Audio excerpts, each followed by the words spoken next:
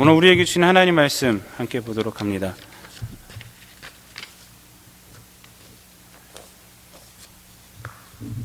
신약성경 마태복음 24장 14절입니다. 이 천국 복음이 모든 민족에게 증언되기 위하여 온 세상에 전파되리니 그제야 끝이 오리라. 아멘. 이 말씀을 가지고 그제야 끝이 오리라 라는 제목으로 함께 은혜를 나누도록 하겠습니다. 오늘은 2012년도 송년주일입니다. 나이가 들수록 생각되는 것이 뭐냐면 참 세월이 빠르다라는 것이에요. 우리 이제 부목사님께서 이 나이가 들수록 이 빠르다는 세월이 빠르다는 말을 나이가 들수록 세월은 가속도가 붙는 것 같다라는 언젠가 글을 쓰신 적이 있어요. 페이스북에서 아주 좋은 표현을 쓰셨어요. 나이가 들수록 가속도가 붙는 것 같다. 세월은 가속도 다 아시죠? 가속도 속도가 점점 붙는 거. 우리 최강명 목사님은요 학부에서 물리학을 전공하셨어요.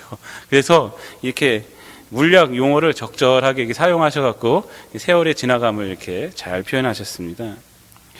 벌써 올 한 해도요 마지막 주간입니다. 어렸을 때는 시간이 막 너무 안 가갖고 아직도 요만해 이랬는데 나이가 드니까요 벌써 한 해가 지나가 버렸어요. 후딱 지나가 버렸어요.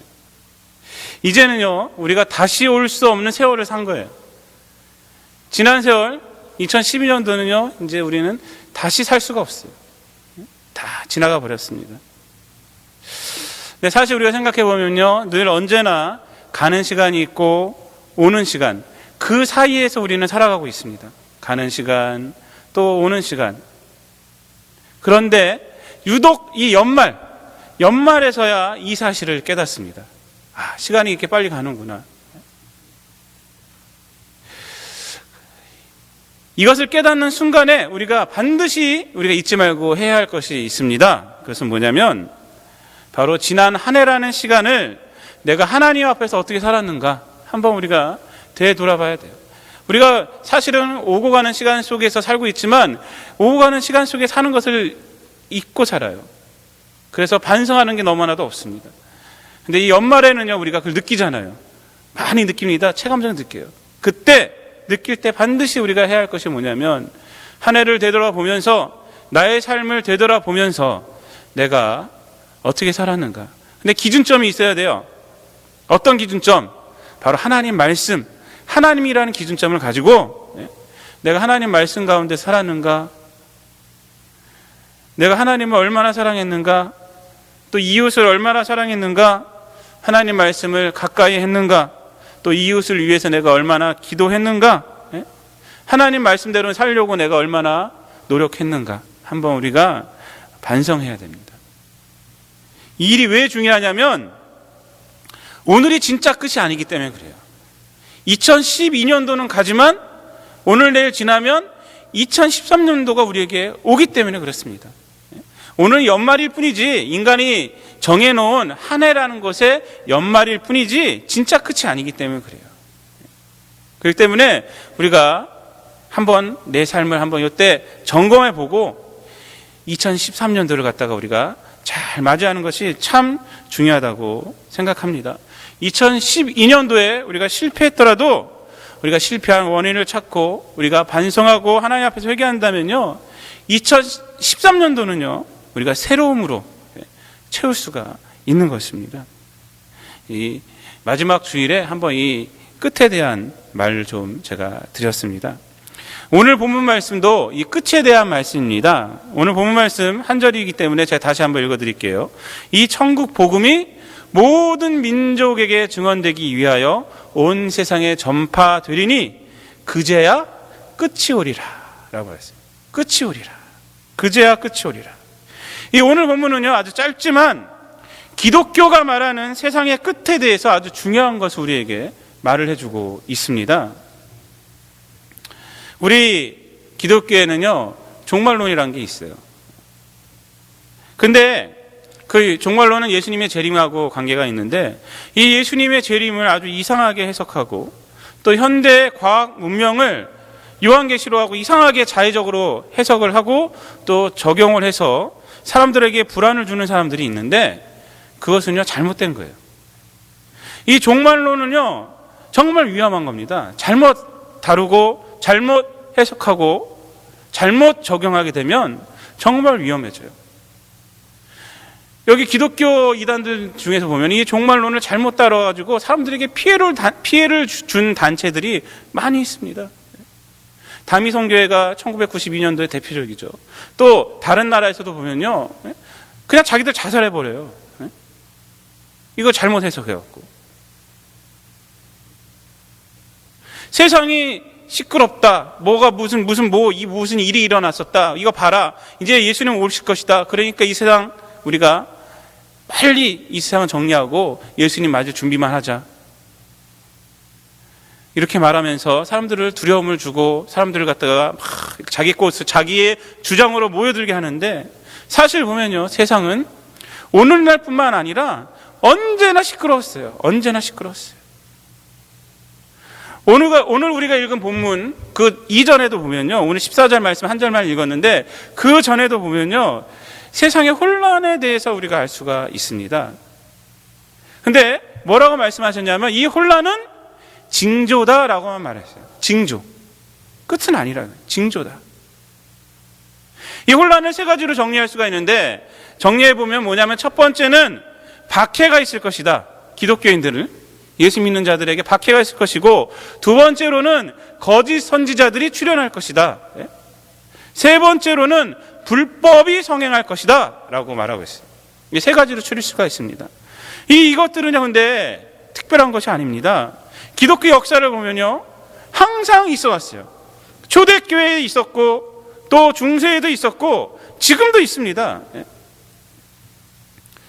초대교회의 신학성서를 보면요, 박해 때에 인내할 것을 당부하고 있고요, 또 거짓 선지자들 주의할 것을 당부하고 있고, 또 불법이 성행하기 때문에 뭘 당부합니까? 그리스도인으로서 어떻게 살아야 되는가, 바른 삶에 대해서 신약 성경에 잘 말하고 있어요. 오늘날도 이 세 가지는 있습니다. 박해는 우리가 여기서는 피부적으로 느낄 수가 없습니다. 이 캐나다나 우리나라에서는요, 예수 믿는다고 누가 잡아갑니까? 그렇지 않잖아요. 그러나 선교지에서는요, 오늘날도 박해하고 있어요. 거짓 선지자들은요, 너무나도 많아요. 한국도 많고 여기도 많고. 아마 초대교회 때보다 더 많은 것 같아요. 거짓 선지자들. 불법을 행하는 것도 마찬가지입니다. 박해와 거짓 선지자들과 불법을 행하는 것, 이거는요, 어느 시대나 있었어요. 그러므로 이런 세상의 혼란에 초점을 맞추고 나아가서 이것을 자의적으로 또는 너무 확대적으로 해석해서 이제 세상의 끝이다 라고 단정하고 사람들에게 두려움을 주는 것은요, 그것은 위험한 생각이라고 저는 생각을 합니다. 그렇다면 이 세상의 끝, 분명히 종말론이 있는데, 종말론 올 것인데, 세상의 끝이 있을 것인데, 이 세상의 끝에 대해서 기독교인은 어떻게 생각하고 사는 것이 바른 제사일까? 그것을 한번 오늘 본문을 통해서 우리가 살펴보려고 합니다. 첫 번째로 우리가 오늘 본문을 통해서 알아야 할 것은 뭐냐면, 세상의 끝은 복음과 관련이 있다는 것입니다. 복음. 오늘 본문을 보면요, 천국 복음이 세상에 전부 전파되어야 한다는 거예요. 그제야 끝이 온다 그래요. 천국 복음이. 그러니까 세상의 끝은 이 천국 복음하고 관련이 있는 것이에요. 이 복음이 이 세상의 끝을 오게 하는 중요한 원인이란 것입니다. 원인. 이것을 우리가 알아야 돼요. 이것을 모르기 때문에 사람들이 너무 혼돈하고 있어요. 마음에 두려움이 있고요. 이 의미를 잘 알아야지 세상의 요란함에 우리가 요동치 않을 수가 있습니다. 여러분, 복음이 무엇입니까? 그렇다면 복음이 뭐예요? 하나님이 우리를 사랑하셔서, 정확히 말하면 하나님이 죄인된 우리를 사랑하셔서 우리를 구원하시려고 작정하시고 그걸 실행하셨어요. 예수님을 이 땅에 보내주셨어요. 그리고 그분을 믿음으로 우리가 하나님의 자녀가 돼요. 그리고 이 땅에서 어떻게 살아갑니까? 이제 하나님의 자녀로 살아갈 수 있는 거예요. 이 세상의 기준이나 육체의 정욕이나 안목의 정욕이 기준이 아니라 이제 하나님을 기준으로 살아가는 것, 하나님 나라의 백성으로 살아가는 것, 그것이 바로 복음입니다. 바뀐 거예요. 바뀐 거. 한마디로 그러면 복음의 중요한 것이 뭡니까? 핵심이 뭡니까? 바로 예수 그리스도예요. 예수 그리스도예요. 예수 그리스도 안에 생명이 있다는 것입니다. 그 생명을 우리가 먹으면 우리가 변화된다는 것입니다.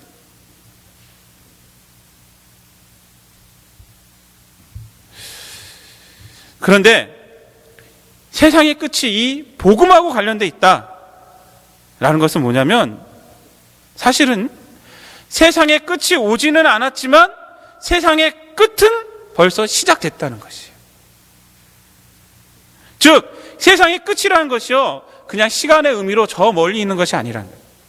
예수 그리스도가 오심으로 끝이 시작됐다는 것입니다. 여러분, 세상의 끝에 뭐가 있습니까? 하나님의 심판이 있어요. 심판이 있는데 이 하나님의 심판도 마찬가지예요.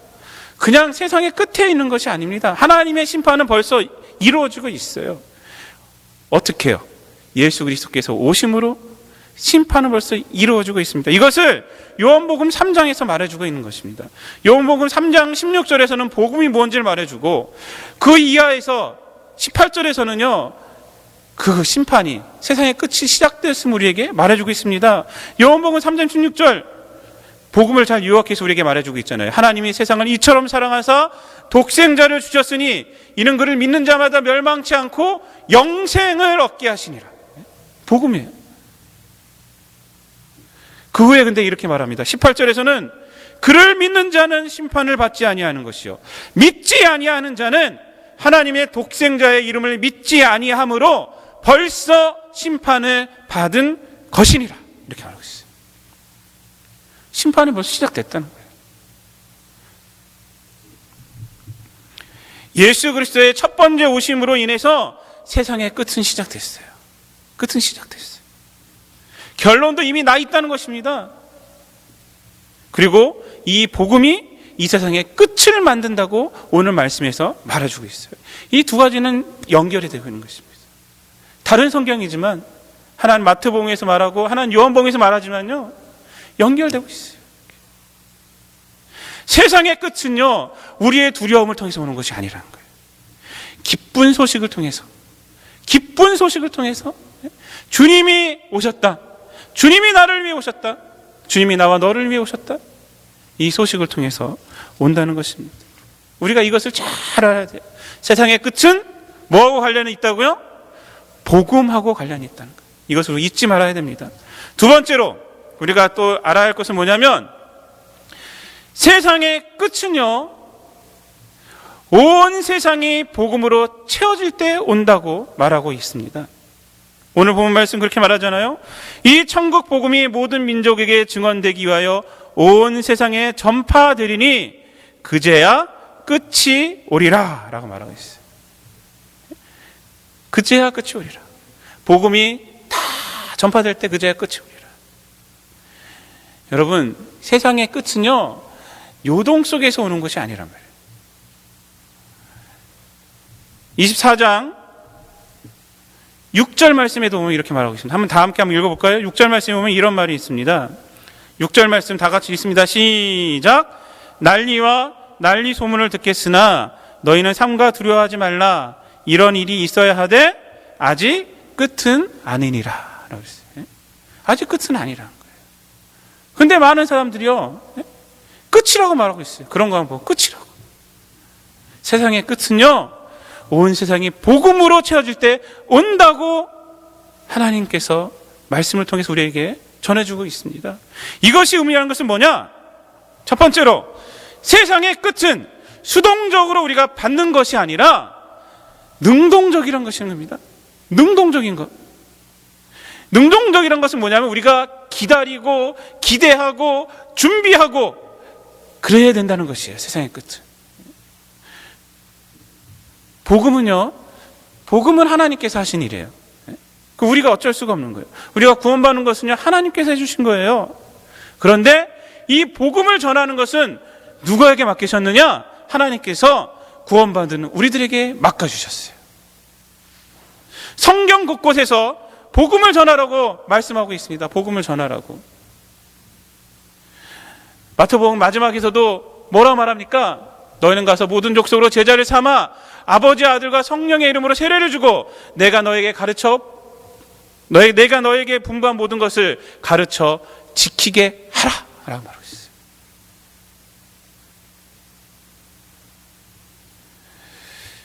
오늘 본문은 그리고 이렇게 말하지 않습니까? 이 천국 복음이 모든 민족에게 증언되기 위하여 온 세상에 전파되리니 그제야 끝이 오리라.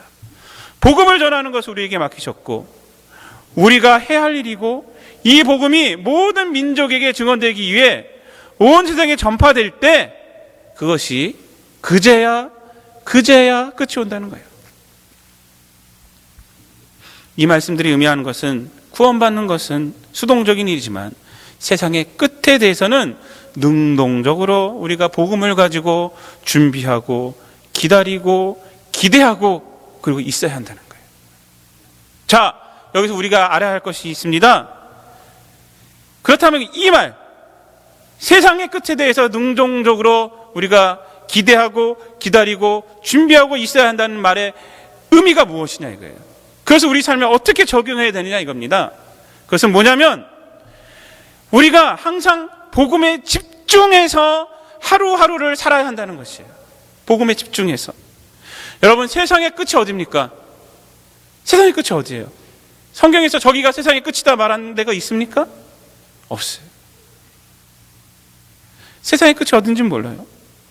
우리 기독교인들은요, 어떻게 알고 살아야 되냐면 내가 살고 있는 이곳이 세상의 끝이다 라고 생각하며 살아야 한다는 것이에요. 내 가정, 내 교회, 내가 만나고 있는 사람들, 여기 내가 땅끝이구나 라고 생각하며 복음에 집중해서, 혹시 그 중에 복음을 아직 모르는 자도 있으면 그들에게 전하면서 살아야 한다는 것입니다. 어떤 분은요, 세상의 끝이 여기다 저기다 하면서 그것을 쫓아다녀요. 그러나 그렇지 않습니다. 세상의 끝은 내가 있는 곳이에요. 이재철 목사님 말씀하시는데, 저도 그렇게 생각했지만 지구는 둥글잖아요. 그러니까 내가 있는 곳에 출발하면 내가 있는 곳이 끝이에요. 안 그렇습니까? 동그랗게 출발해서 가면 내가 있는 곳이 출발이자 끝이 되는 거예요.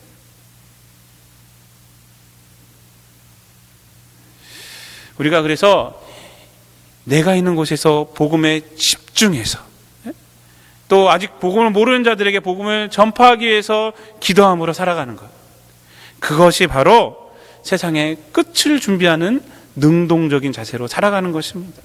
교회도 마찬가지예요. 교회도요, 해외 선교하는 거 중요합니다. 그러나 해외 선교에만 집중하고 만약에 교회 주변에 있는 이웃들을 소홀히 하는 것은요, 그건 잘못된 거예요. 이 둘, 해외 선교와 이웃을 구제하고 이웃에 전도하고 하는 것이 잘 균형을 맞춰야 합니다. 근데 제 생각에는 이웃에 좀 더 힘을 더하는 것이 더 성경적이라고 생각을 합니다. 세상의 끝은요, 수동적인 것이 아니라 능동적인 거는 복음이라는 재료로 만들어지는 거예요. 누굴 통해서? 바로 우리를 통해서. 두 번째로, 세상의 끝은 온 세상이 복음으로 채워질 때 온다는 것이 의미하는 것은, 세상의 끝은요, 기쁨이 충만한 시간이 된다는 것입니다. 누구들에게? 우리 믿는 자들에게. 여러분, 복음이 얼마나 좋은 것입니까? 그리고 이 복음을 전하는 것이 얼마나 위대한 행위입니까? 복음을 받는 것이 우리 삶에 얼마나 큰 변화가 일어납니까, 여러분? 예를 들어서 좋은 선물을 줄 때 주는 자나 받는 자가 공유하는 게 있습니다. 그게 뭡니까? 기쁨이에요. 주는 자도 기쁘고 받는 자도 기쁘고, 다른 말로 이제 감사하다고 그러죠. 기쁨과 감사, 이것이 공유합니다. 우리가 복음을 전해줄 때요, 그 사람이 변화될 때 그것만큼 기쁜 게 없어요. 그 사람이 변화될 때. 그러니까 복음이 온 세상에 전해질 때 그제야 끝이 온다는 이 말은 뭐냐면 기쁨과 감사가 끝에 넘친다는 거예요. 하나님은요 이렇게 말씀하십니다. 누가복음 15장 7절에서 내가 너희에게 이르노니, 예수님이 이렇게 말했어요. 이와 같이 죄인 한 사람이 회개하면 하늘에서는 회개할 것이 없는 의인 99으로 말미암아 기뻐하는 것보다 더하리라. 그래요. 더하리라. 복음이 전파됨으로 끝이 온다는 것은요 하나님의 기쁨이 충만하다는 것이에요. 세상의 끝에는요 이러한 기쁨이 있다는 것입니다. 그러나 이 말을 여러분 오해하지 마시기 바랍니다. 복음을 전할 때 핍박이 없다 이런 말은 아니에요. 복음을 전함으로 핍박이 있을 수도 있고 복음을 전하는 것이 어려울 수 있고 희생도 있을 수 있습니다. 이런 어려움과 핍박과 희생, 복음을 전할 때 그것이 없다는 말은 아니에요. 복음을 전할 때요 분명히 자기 희생이 필요합니다. 분명히 자기 희생이 필요해요. 그러나 이러한 희생은요 하나님의 기쁨을 위한 희생이기에 복음을 갖고 있는 자들은 감당하는 것입니다. 예수님은요 산상수훈 말미에서 이렇게 말씀하셨습니다. 마태복음 5장 11절 12절 말씀에 보면 나로 말미암아 너희를 욕하고 박해하고 거짓으로 너희를 거슬러 모든 악한 말을 할 때에는 너희에게 복이 있나니 기뻐하고 즐거워하라. 하늘에서 너희의 상이 큼이라. 너희 전에 있던 선지자들도 이같이 박해하였느니라. 기뻐하고 즐거워하래. 기뻐하고 즐거워하라. 나로 말미암아, 예수를 힘으로 말미암아 네가 박해당할 때, 네가 어떤 억울한 일을 당할 때, 네가 악한 말을 당할 때 기뻐하라. 왜? 하늘에서 너희의 상이 크다는 것입니다. 박해와 거짓 선지자들과 불법이 성행함으로 복음으로 살고 복음을 전하며 사는 것이 어려울지라도 복음을 전하는 것을 멈추면 안 되는 이유가 바로 여기 있습니다. 거기에 참 기쁨과 감사가 있기 때문에 그래요. 그때, 그리고 그때 하나님의 기쁨이 우리에게 충만한 것입니다. 결론적으로 말씀을 드리겠습니다. 징조를 통해 시대를 분별하고 더욱 복음 위에 서서 복음으로 살아가리라 다짐하는 것은요, 그것은 중요한 것입니다. 징조를 아예 무시하라는 것은 아니에요. 그러나 세상의 끝을 시간적으로 그리고 나타나는 징조에 얽매여서 해석해서 두려움을 갖고 살아가는 것은요, 성경이 말하는 세상의 끝을 대하는 기독교인의 자세가 아닙니다. 세상의 끝은 복음과 관련되어 있고 세상의 끝은 우리의 현재적 삶과 관련되어 있고 세상의 끝은 기쁨과 감사와 관련이 되어 있는 것이에요. 그래서 믿는 자들은요, 아멘 주 예수여 어서 오시옵소서 라고 우리가 항상 외치면서 살아가는 거예요. 그것을 소망하면서 살아가는 거예요. 주님이 오신다는 것이요, 기쁜 거예요. 기쁜 거. 사도 바울은요, 너무 종말론에 치우친 데살로니가 교회 일부 교인들에게 이렇게 말하였습니다. 데살로니가 전서 5장 1절부터 6절까지를 보면, 형제들아 때와 시기에 관하여는 너희에게 쓸 것이 없으면 주의 날이 밤에 도적같이 이룰 줄을 너희 자신이 자세히 알기 때문이라. 그들이 평안하다 안전하다 할 그때에 임신한 여자에게 해산의 고통이 이름과 같이 멸망이 갑자기 그들에게 이르리니 결코 피하지 못하리라. 형제들아 너희는 어둠에 있지 아니하며 그날이 도둑같이 너희에게 임하지 못하리니 너희는 다 빛의 아들이요 낮의 아들이라. 우리가 밤이나 어둠에 속하지 아니하므로 그러므로 우리는 다른 이들과 같이 자지 말고 오직 깨어 정신을 차릴지라. 이렇게 말하고 있어요. 이 무슨 말입니까? 주의 날이 도적같이 이른다는 거예요. 객관적으로 봤을 때. 그래서 멸망이 갑자기 이른다는 거예요. 그래서 그것을 피할 사람은 아무도 없다는 것입니다. 피할 사람은. 죄인들은 그건 아무도 못 피한다는 거예요. 예비할 수가 없다는 거예요, 죄인들은. 그렇지만 예수를 믿는 자들, 그 사람들에게는 그날이 도둑같이 임하지 못한다는 거예요. 왜 그렇습니까? 항상 어둠에 있지 않고 복음 위에 바로 서서 항상 살아가기 때문에 그렇습니다. 다 빛의 아들이고 낮의 아들이기 때문에 그렇다는 거예요. 그러므로 중요한 것은 뭐냐면 그날이 언제고 뭐 징조 이것이 아니라 중요한 것은 오직 깨어서 정신을 차리고 사는 것이 중요하다라고 그들에게 말해주는 것입니다.